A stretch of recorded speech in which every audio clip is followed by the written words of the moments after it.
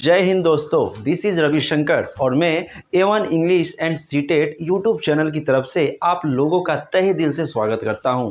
जैसा कि हम सभी जानते हैं कि सीटेट पेपर 1 में यानी सेंट्रल टीचर एलिजिबिलिटी टेस्ट में यानी पेपर 1 के सब्जेक्ट में चाइल्ड डेवलपमेंट एंड पेडागोजी का कंसेप्ट बहुत ज़्यादा इंपॉर्टेंट है। तो हम आज से चैप्टर 1 को शुरू करेंगे। तो चलिए देखते हैं कि आज का जो चैप्टर है उसके अंदर क्या क्या है। पहली चीज़ जो मैंने लिखी है वो है विकास क्या होता है, यानी कि व्हाट इज़ डेवलपमेंट। विकास क्या होता है।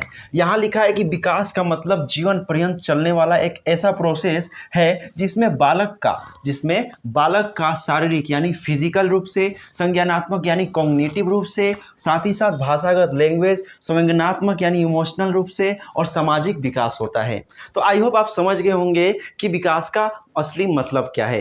अब देखते हैं कि परिभाषा, कई सारे डेफिनेशन जो चाइल्ड डेवलपमेंट पेडागोजी में है, लेकिन मैंने सबसे इंपॉर्टेंट डेफिनेशन को लिखा है जो अरस्तू के द्वारा दिया गया है।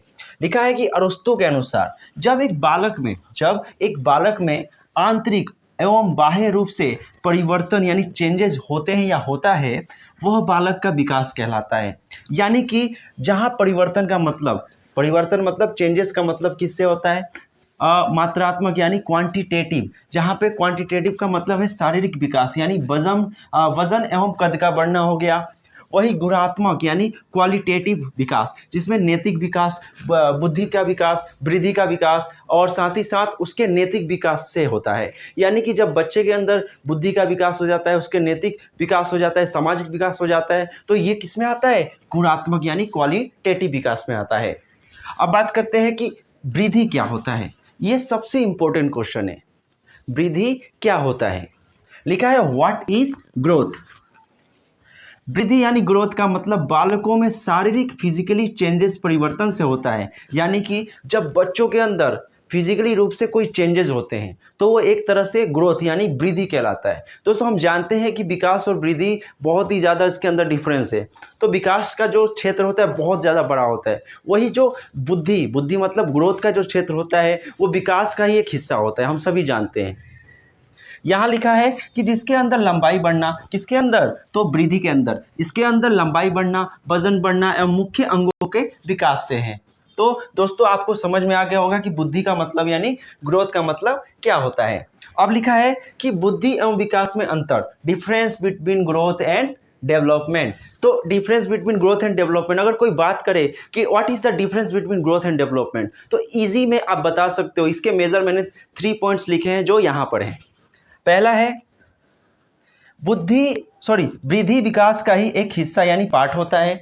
वृद्धि जो होता है, जैसा मैंने बताया कि वृद्धि विकास का एक हिस्सा होता है, वही जबकि विकास का क्षेत्र क्या है, बहुत बड़ा है। दूसरा पॉइंट है कि वृद्धि के अंदर बच्चों की लंबाई और वजन बढ़ता है। जो वृद्धि होती है उसके अंदर बच्चों का क्या होता है, लंबाई बढ़ती है, वजन बढ़ता है, भार बढ़ता है। ये किसके अंदर आता है, वृद्धि के अंदर आता है, यानी ग्रोथ के अंदर आता है। अब विकास की बात करें तो विकास के अंदर बालक के नैतिक विकास और कार्य कुशलता की बात होती है। जब कोई बच्चा सामाजिक रूप से कोई कार्य करता है, अपना बौद्धिक क्षमता का यूज करता है, वो सब किसके अंदर आता है, विकास यानी डेवलपमेंट के अंदर आता है।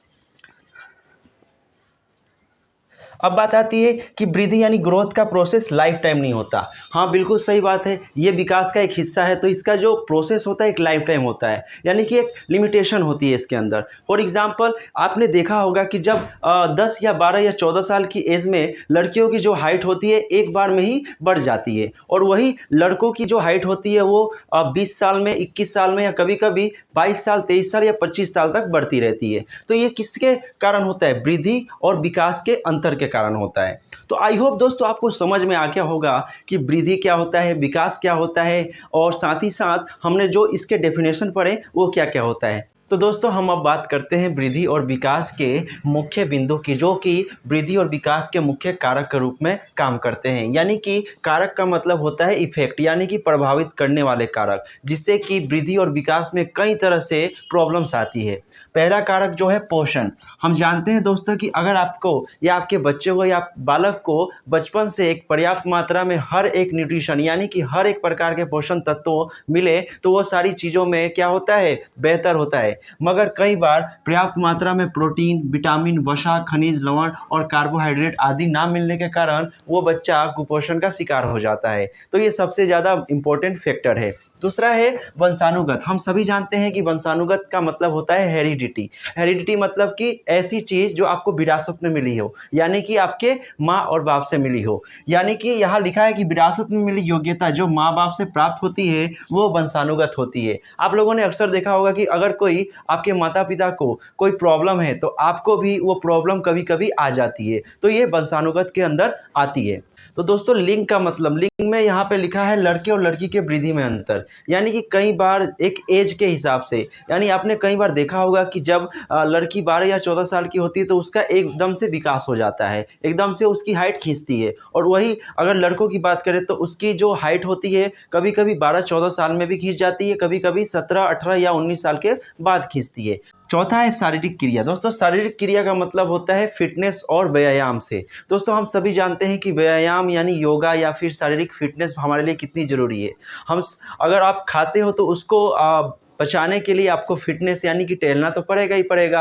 अगर आप टहलते नहीं हो, अगर आप हमेशा खाते हो और बैठ जाते हो तो आपका जो फिटनेस है कुछ हद तक आपका जो शरीर होगा मोटा हो जाएगा या फिर मोटापा का आप शिकार हो सकते हैं। तो हमारे लिए व्यायाम फिटनेस रहना बहुत ज़रूरी होता है, जो कि किसके अंदर आता है, आपके वृद्धि तथा विकास को प्रभावित करने के कारक के रूप में इसे भी देखा जाता है। तो आई होप दोस्तों आपको ये समझ में आ गया होगा। अब हम बात करते हैं कि वृद्धि की अवस्थाएं यानी कि ग्रोथ एज, जो कि सबसे इंपॉर्टेंट है और अक्सर ये चाइल्ड डेवलपमेंट एंड पेडागोजी के एग्जाम्स में पूछे जाते हैं। तो यहाँ लिखा है कि शैशवकाल। शैशवकाल का मतलब होता है इन्फेंसी है, जिसमें बच्चे का जन्म होता है और जो कि कितने साल तक चलता है, 2 वर्ष तक चलता है। दूसरा है बाल्यकाल, जिसे हम 2 कैटेगरी में बांटा गया है, जिसको पूर्व बाल्यकाल और उत्तर बाल्यकाल, जिसमें पूर्व बाल्यकाल में 2 से 6 वर्ष की आयु को कहा जाता है और दूसरा उत्तर बाल्यकाल जिसे 6 से 12 वर्ष की आयु को कहा जाता है। तीसरा है किशोरावस्था।